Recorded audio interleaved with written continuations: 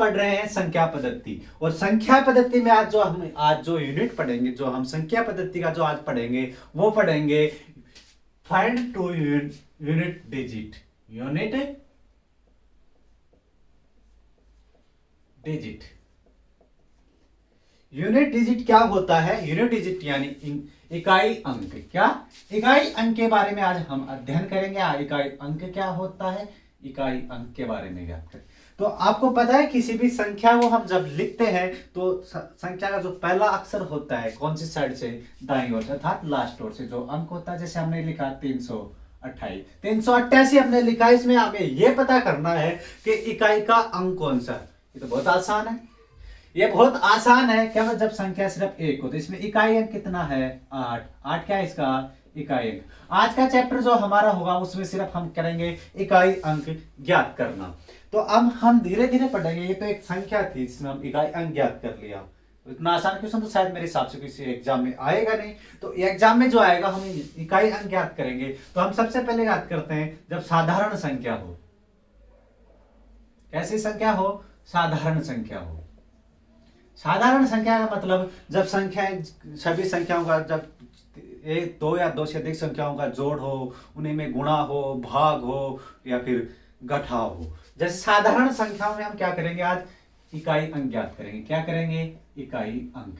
तो पहला जो आज का है उसका पहला क्या है? साधारण अंक में इकाई अंक ज्ञात करना। साधारण संख्या में क्या करना? इकाई अंक ज्ञात करना। तो साधारण संख्या में इकाई अंक ज्ञात करने के लिए मैंने पहले बताया जो दाईं ओर से अर्थात लास्ट का जो अंक होगा वो इकाई अंक ज्ञात करेंगे। हमारे पास कुछ संख्याएं दे देगा जिनका गुणा होगा या जोड़, बाकी कुछ भी हो सकता है। उसमें सभी जो हल करने पर जो इकाई अंक आएगा वो ज्ञात करना है। जैसे हम पहला एग्जांपल लेते हैं, जैसे हम लिया 328 प्लस 428 प्लस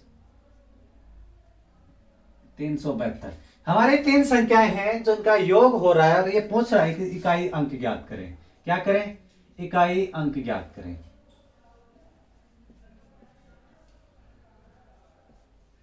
क्या करें कि 328 और 428 372 का जो इकाई अंक होगा तो फाइंड टू यूनिट डिजिट। हम क्या ज्ञात करना है? हमें यूनिट डिजिट ज्ञात करना है। तो क्या ज्ञात करना है? Unit digit. यूनिट डिजिट के लिए हम क्या करेंगे कि जब संख्याएं सब सेम है, सभी संख्याएं, तो यूनिट डिजिट में आप ध्यान रखना, आप यूनिट डिजिट के लिए आप सिर्फ यूनिट डिजिट का अंक उठा लो, बाकी को छोड़ दो। तो पहली संख्या का जो यूनिट डिजिट है, इकाई अंक क्या है? 8। दूसरी संख्या का यूनिट डिजिट अर्थात इकाई अंक क्या है? 8। तीसरी संख्या जो यूनिट डिजिट है वो क्या है? 2। इनका योग कर लो। 8 दूनी 8, 8 16 2 18। हमारे पास क्या आ गया? 18 आ गया। 18वीं इकाई का अंक क्या है? 8 है। क्या है? 8। तो अर्थात हम कह सकते हैं इन सभी का जोड़ करने पर क्या आएगा? हमारे पास यूनिट डिजिट 8 आएगा। क्या आएगा? 8 आएगा। क्या आएगा? 8 आएगा। एक तो हम इन सबको जोड़ के ज्ञात करें या फिर हम जो तरीका बता रहे हैं, शॉर्ट ट्रिक बता रहे हैं आपको यूनिट डिजिट ज्ञात करने की। यूनिट डिजिट ज्ञात करने के लिए आप सबसे पहले क्या करेंगे? यूनिट डिजिट को ले लें, सिर्फ यूनिट डिजिट को उठा लें और उन्हीं की जो बोल रहा है वो कर ले। जो क्रियाएं कर रहा है पूरी संख्या में वो सिर्फ यूनिट डिजिट पर आप कर दें और जो करने पर जो यूनिट डिजिट आएगा वो क्या होगा? उस संख्या की, पूरी संख्या का क्या हो जाएगा? Unit digit. इसी प्रकार हम दूसरा एग्जांपल लेते हैं इसका। जैसे हमने लिया 376 माइनस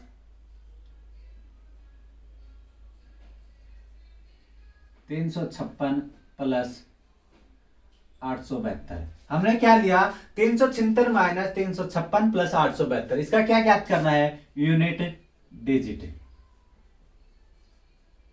क्या ज्ञात करना है? इसका यूनिट डिजिट ज्ञात करना है। तो हम क्या करेंगे? यूनिट डिजिट के लिए हम पहले क्या करेंगे? इकाई का अंक ले लेंगे। सिर्फ क्या ले लेंगे? जो संख्याएं दी गई सभी, उन सभी का इकाई अंक ले लेंगे। तो पहली संख्या से हमने 6 लिया, दूसरी का भी 6 है, तीसरी का क्या है? जो सिंबल या जो चिन्ह हमें दे रखा है किसी का वो वैसा का वैसा रख लेंगे। तो 6 में से 6 गए तो क्या बचा?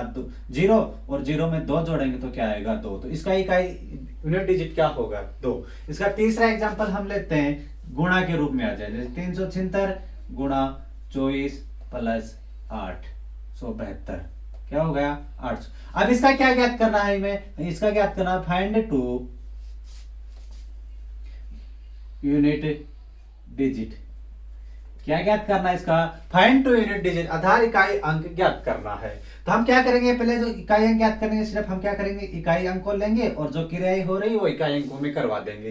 तो हमें क्या है, 6 क्रिया कौन सी हो रही है, गुणा की, गुणा प्लस 2। हम क्या करेंगे, जो संख्या पद्धति में जो है गुणा भाग करने के सबसे पहले हम क्या करेंगे, गुणा करेंगे, फिर भाग करेंगे, फिर जोड़ बाकी करेंगे। तो हम पहले क्या करेंगे, गुणा, तो 6 चौक 24, फिर क्या आएगा अपने पास 2। हम क्या करेंगे, सिर्फ डिजिट अंक लेंगे, तो 4 + 2 = 6। तो इस संख्या का पूरा कैलकुलेशन करने पर हमारे पास डिजिट अंक क्या आएगा, 6 आएगा। ठीक है, अब इसके बाद अगला पढ़ते हैं हम, इसके और भाग पढ़ते हैं। इसके बाद ये तो साधारण संख्या के रूप में हो गया। अब जब संख्याएं और अलग तरीके से हो, काफी बड़ी संख्याएं हो, संख्याएं घात के रूप में हो, तब कैसे ज्ञात करें। अब बात करते हैं, ये यहाँ तक का क्वेश्चन जो अभी पढ़ा है, यहाँ तक का क्वेश्चन एग्जाम में बहुत कम आता है। यहाँ तक का क्वेश्चन एग्जाम में मात्र 10% पूछा जाता है। अब जो 90%, जिसमें जो 90% क्वेश्चन पूछे जाएंगे, जो अब बता रहे हैं वहां से पूछे जाएंगे जब संख्याएं घात के रूप में हो। किसके रूप में हो, घात के रूप में हो, अर्थात जब पावर के रूप में हो।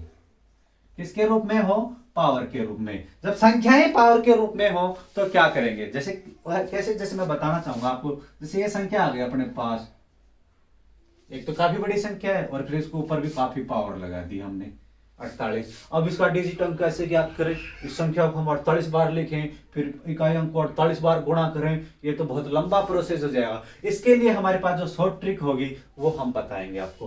तो पहले आपको मैं दो नियम बता देता हूं, जिसमें एक नियम तो आप देखते हैं कि एक संख्या, कुछ संख्याएं ऐसी होंगी जिसमें आप देखते हैं आंसर दोगे कि इसका इकाई अंक ये होगा। संख्याएं कौन कौन सी होंगी, तो पहला मैं बता दूं आपको, जब संख्याएं 0, जैसे इकाई अंक की बात कर रहे हैं, जब इकाई अंक 0, 1, 5 और 6 हो, जब इकाई अंक 0, 1, 5 और 6 हो, तो घात चाहे कितनी भी हो, घात कितनी भी हो, घात कितनी भी हो, इकाई अंक नहीं बदलेगा। इकाई अंक क्या होगा, नहीं बदलेगा।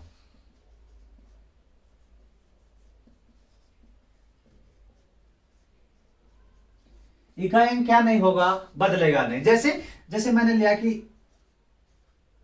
486 की घात 56। अब हमें इसका इकाई अंक ज्ञात करना है, तो हम ये देखेंगे कि इकाई अंक कितना है, कितना है, 6 है।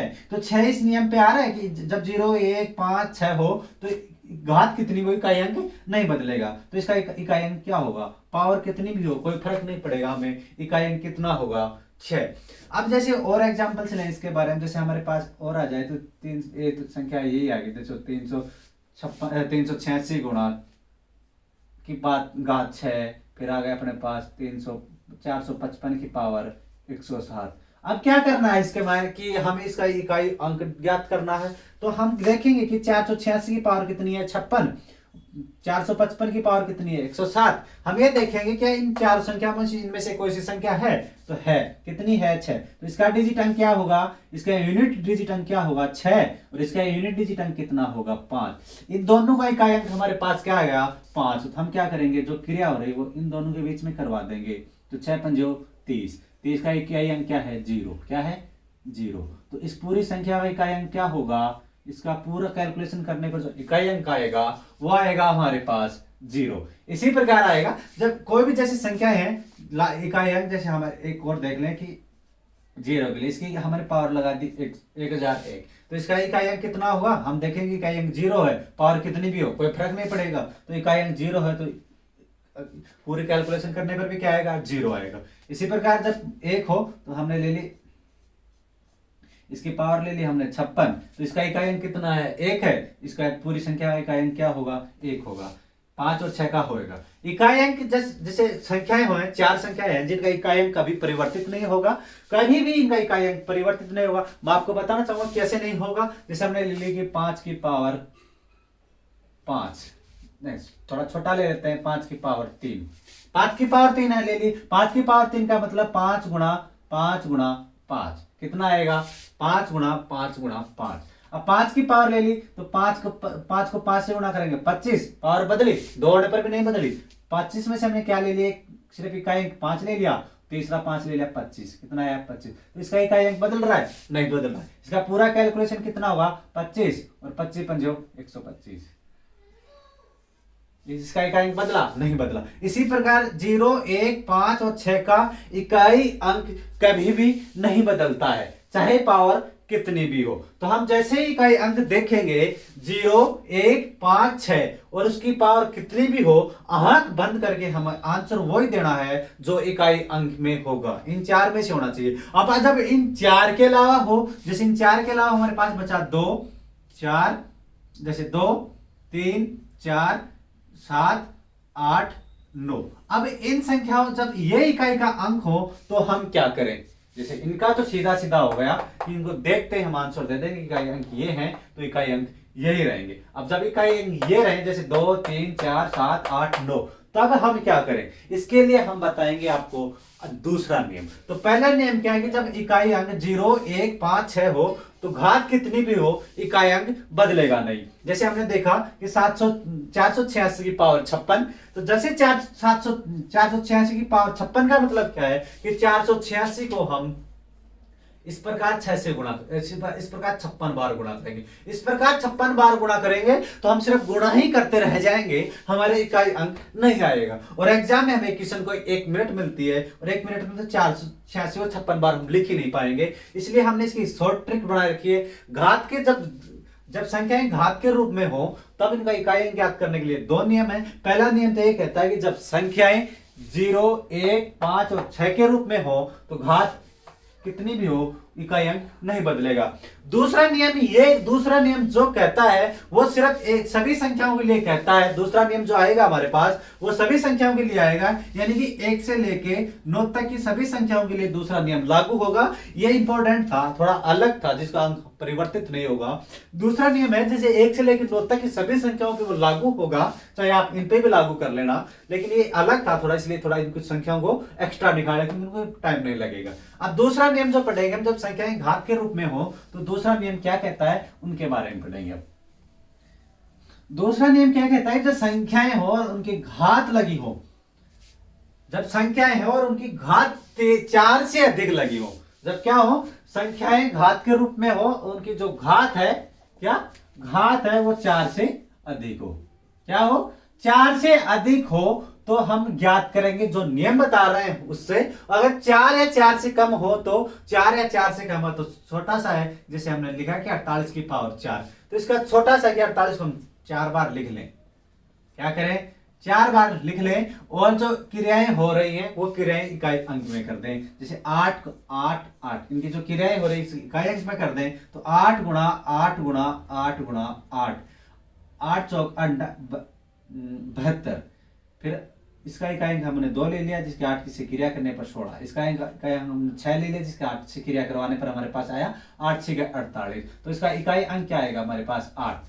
जब संख्याएं जब घात 4 से कम हो तो ये प्रक्रिया करें, और जब संख्याएं 4 से घात जब 4 से अधिक हो तो क्या करें? जब घात 4 से अधिक हो तो हमारा जो नियम है वो ये कहता है कि जब घात 4 से अधिक हो तो घात को हम थोड़ा छोटा करेंगे, यानी कि घात को कम कर लेंगे। तो घात को कम कैसे करें? जब जैसे घात है कुछ 4 से अधिक तो हम क्या करेंगे, घात में 4 का भाग देंगे, क्या करेंगे 4 का भाग देंगे। जब घात 4 से अधिक हो, काफी बड़ी हो, तो उस घात में हम क्या करेंगे 4 का भाग देंगे, और जो शेष बचेगा, घात भाग देने पर कुछ ना कुछ शेष बचेगा, जो शेष बचेगा उसका क्या करेंगे, उसको पावर के रूप में यूज करेंगे, पावर के रूप में यूज करेंगे, अर्थात घात के रूप में उपयोग करेंगे। जैसे इसके लिए मैं कुछ बताता हूं आपको, जैसे हमने लिया था 48 की पावर 51, क्या ले लिया 48 की पावर 51, 48 की घात 51। अब हम क्या करेंगे, घात काफी बड़ी है तो अर्थात 4 से ज्यादा है, तो हम क्या करेंगे 51 जो घात है उसमें क्या करेंगे 4 का भाग देंगे। घात में 4 का भाग देंगे तो 4 एकम 4 बच गए 1, 4 दूनी 8 बच गया 3, तो हमारे पास शेषफल क्या बचा 3 बचा, क्या बचा शेषफल 3 बचा। अब इस जो शेषफल 3 बचा है हम क्या करेंगे, इस 48 की पावर 3 कर लेंगे, अर्थात हमने 51 को 3 के रूप में परिवर्तित कर लिया। अब 4 का भाग ही क्यों दे रहे हैं, हम ये देखेंगे कि किसी भी संख्या की अगर पावर 4 है तो वो 4 के बाद वापस वही अंक आ जाता है। जब किसी भी संख्या की पावर 4 होती है तो इकाई अंक वही रहता है जिसकी जो इकाई अंक है। जैसे मैंने बताया आपको, जैसे 42 की पावर 4, हम देखेंगे कि जब 42 की पावर 4 है तो इकाई अंक 2 ही रहेगा, अपरिवर्तित रहेगा। कैसे? जैसे हमने लिया 42 गुणा 42 गुणा 42 गुणा 42। हमें क्या करना है? यूनिट डिजिट फाइंड करना है। तो हम क्या करेंगे? यूनिट डिजिट को लिख लेंगे। कितना? 2 2 2। कितनी बार? 4 संख्या है तो 4 बार हो गया। हम क्या देखेंगे कि 4 2 दूनी 4 और 4 दूनी 8। कितना आया? 2 दूनी 4, 4 दूनी 8, 8 दूनी 16। कितना आया? 4 पर होने पर 16 आ गया। अब हम देखेंगे कि अगर एक और यूनिट बढ़ा दें हम, 16 दूनी 32, यानी कि 5 यूनिट कर दें, तो जैसे ही 5 यूनिट आएगी, जैसे ही 4 यूनिट के बाद हम 5 यूनिट पर जाएंगे, 5वीं घात पे, तो हमारा क्या हो जाएगा? वापस वही इकाई अंक आ जाएगा। क्यों? क्यों? जैसे ही हम 5 पावर लगाएंगे, 4 से आगे जाएंगे, वापस डिजिट यूनिट कौन सा आ जाएगा? जो इकाई अंक था वो ही आ जाएगा। हम क्या करते हैं? इसमें 4 का भाग देके देख लेते हैं। जैसे हमने इसमें 4 का भाग दिया, कितना आया? 3। 48 की पावर 3 को हम क्या करेंगे? 48 गुणा 48 गुणा 48 3 बार लिख लेंगे। किसके बजाय? 51 के बजाय हम सिर्फ 3 बार लिखेंगे। और यूनिट डिजिट में हम क्रिया करवा देंगे तो 8 गुणा 8 गुणा 8 8 8 72 72 का हम ले लेंगे 2, तो 8 दूनी 16। तो इसका डिजिट यूनिट कौन सा जाएगा? 6। इसी प्रकार हम क्या कहता है ये दूसरा नियम ये कहता है कि जब संख्याएं घात बड़ी हो, किससे? 4 से, अर्थात 5 या 5 से ज्यादा घात हो, तो हम घात को थोड़ा छोटा कर लेंगे। और घात को छोटा करने के लिए हम क्या करेंगे? घात में 4 का भाग देंगे और जो शेष बचेगा उसकी हम पावर लगा लेंगे। तो हम इसके लिए हम एग्जाम्पल्स बताते हैं आपको अलग अलग तरीके। जैसे हमारे पास कोई भी संख्या है, जैसे 487 की घात 109। 487 की पावर 109 काफी बड़ी पावर है और काफी बड़ी संख्या है। अब इसका इकाई अंक हमें फाइंड करना है। तो इकाई अंक हम फाइंड करेंगे तो क्या करेंगे? हम पहले पावर में किसका भाग देंगे? 4 का। तो 4 से फाइंड करेंगे इसको, तो 4 का भाग देंगे तो हमारे पास आएगा, शेषफल क्या बचेगा हमारे पास? शेषफल 1 बच रहा है हमारे पास। क्या बच रहा है? शेषफल 1 बच रहा है। तो 487 की पावर हम क्या कर लेंगे? 487 की पावर वो करेंगे जो यूनिट में 4 का भाग देने पर जो शेषफल बचता है। कितना बचेगा? 1। तो 1 की 487 की पावर 1, तो हम इसका यूनिट इकाई कितना हो जाएगा? 7।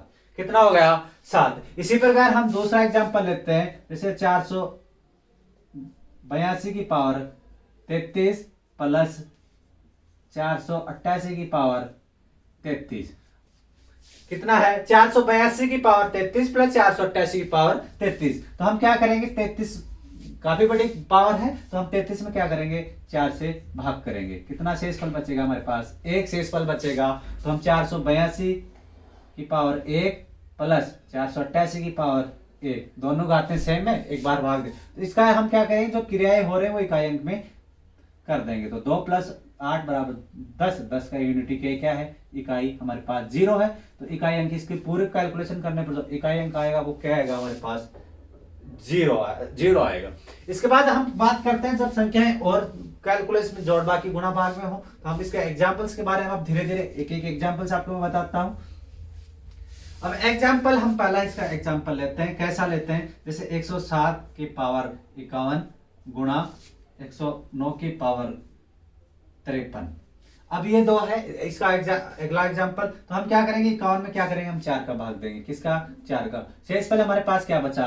3 बचा। अब हम क्या करेंगे? 53 में 4 का भाग देंगे। किसमें? 53 में। तो शेषफल क्या बचा हमारे पास? 1 बचा।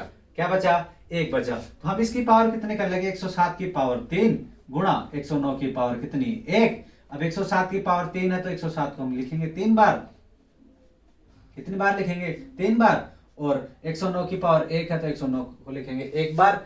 हमारा अब क्या होगा? सभी में क्रियाएं करवा देंगे। कौन सी? सभी में गुणा की क्रिया ले। 7 7 49। अब 49 हम इकाई अंक लेंगे। 7 नाम 63। 63 का इकाई अंक लेंगे हम। तो 63 की इकाई अंक 3 से की क्रिया 9 से हो जाएगी। 9 3 27। 27 का इकाई अंक क्या है हमारे पास? 7। तो इसका पूरा का डिजिट जो इस कैलकुलेशन करने पर जो इकाई अंक आएगा वो क्या आएगा हमारे पास? 7 आएगा। इसी प्रकार हम एक क्वेश्चन देता हूं आपको, जिसका आप आंसर कमेंट करके बताइएगा कि कितना आएगा। मैं आपको दे रहा हूं क्वेश्चन, जिसका हम आपको क्या करना है? कमेंट करके आंसर बताना है। क्या बताना है? आंसर बताना है।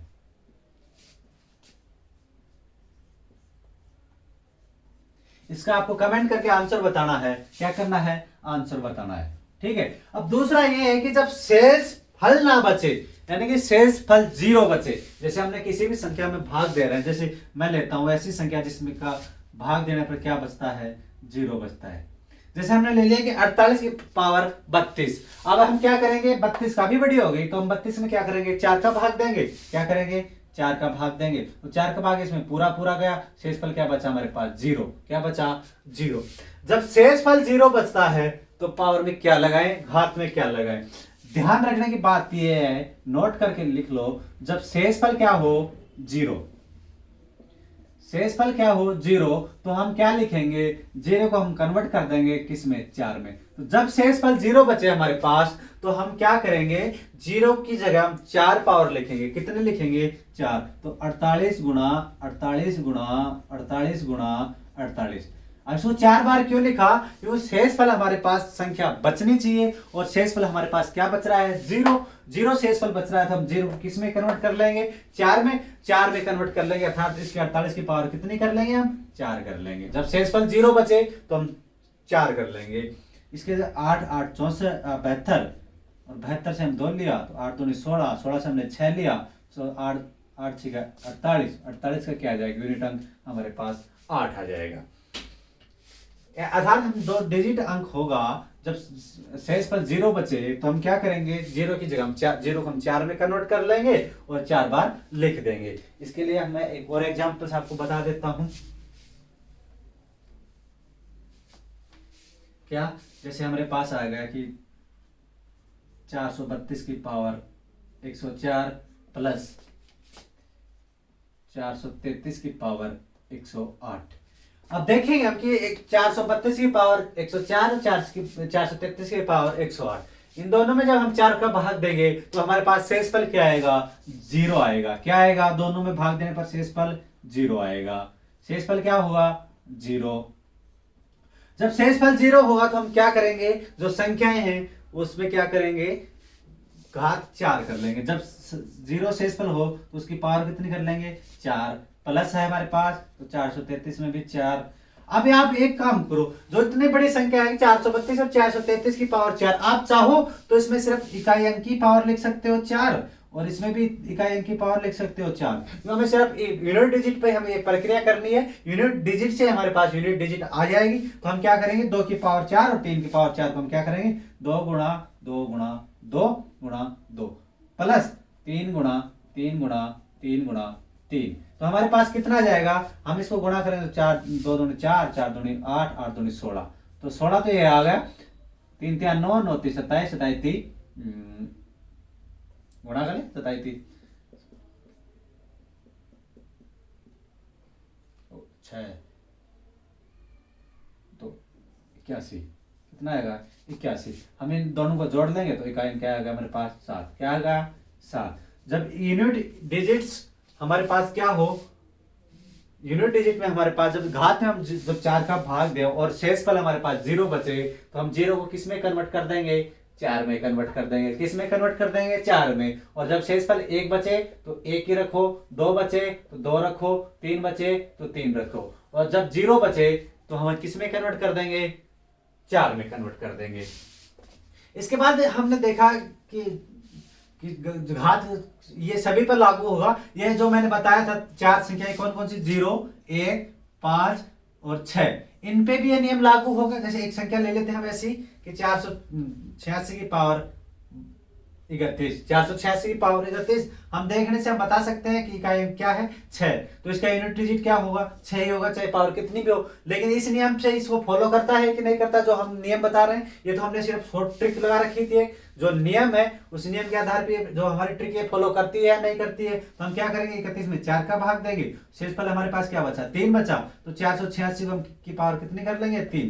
तो हम क्या करेंगे? सिर्फ यूनिट डिजिट पे 3 की पावर 3 ले लेते हैं, तो 6 की पावर 3। तो 6 की पावर 3 का मतलब 6 गुणा 6 गुणा 6, तो 6 6 36, फिर 36 में हम 6 ले लें तो 6 6 36, अर्थात इकाई अंक 6। तो हमें जो यूनिट है, जो दूसरा नियम है, ये सभी संख्याओं पे लागू होता है।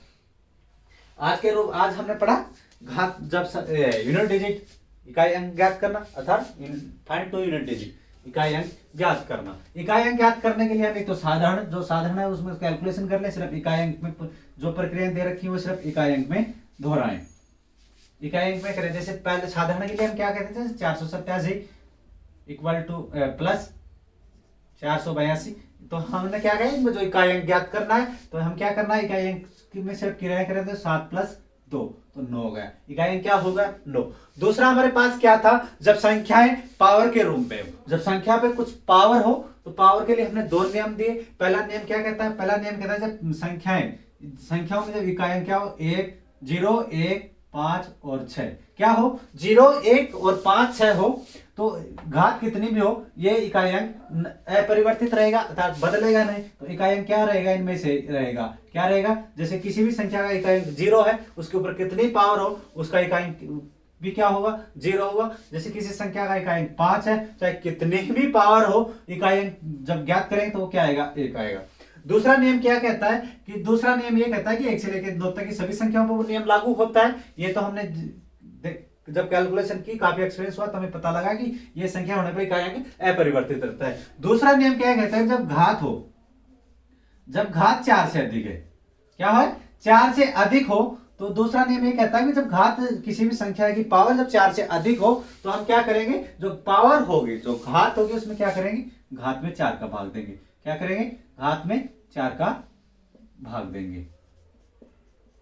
अब घात में 4 का भाग देंगे तो भाग देने पर कुछ शेषफल बचेगा, क्या बचेगा, शेषफल बचेगा। और जो शेषफल होगा उसी को हम पावर के रूप में यूज करेंगे, पावर के रूप में उपयोग करेंगे। अब हमारे पास यहां से 2 चीजें आती हैं। अगर शेषफल 1 2 3 बचे तो हम सिर्फ उसको यूज करेंगे। उसी तरह अगर शेषफल 0 बचे, जैसे किसी भी संख्या किसी भी घात में 4 का भाग देंगे तो शेषफल तो कुछ ना कुछ बचेगा। अगर 0 बचे तो हम उस 0 को किस में कन्वर्ट कर देंगे, 4 में कन्वर्ट कर देंगे। अर्थात जब शेषफल 0 बचे तो हम ये मानेंगे कि शेषफल कितना बच रहा है, 4 बच रहा है। कितना, 4 बच रहा है। 4 बच गया तो 4 का क्या करेंगे, जो भी संख्या हमारे पास है तो उसकी पावर हम 4 कर लेंगे और 4 करने के बाद हम उसको कैलकुलेशन कर लेंगे। जब घात 4 हो जाए तो हम किसकी तरह कैलकुलेशन कर लेंगे, साधारण इकाई अंक ज्ञात करने की तरह। ठीक है, इसके बाद हम और देखें, जब इकाई अंक हो, इकाई अंक ज्ञात कर लिया हमने। इकाई अंक ज्ञात करने के बाद हम अगला जो हमारा अध्याय होगा उसमें हम ज्ञात करेंगे संख्या पद्धति के पार्ट 5 में हम क्या पढ़ेंगे, संख्या पद्धति के पार्ट 4 में हम पढ़ेंगे संख्याओं का योग। क्या पढ़ेंगे, संख्याओं का योग पढ़ेंगे। जैसे हमारे पास हमको दे देगा कि 1 से लेकर 100 तक की सभी संख्याओं का योग ज्ञात करें। कैसे, जैसे 1 से लेकर 100 तक की संख्याओं का योग ज्ञात करें, 1 से लेकर 100 तक की सम संख्याओं का योग ज्ञात करें, 1 से लेकर 100 तक की विषम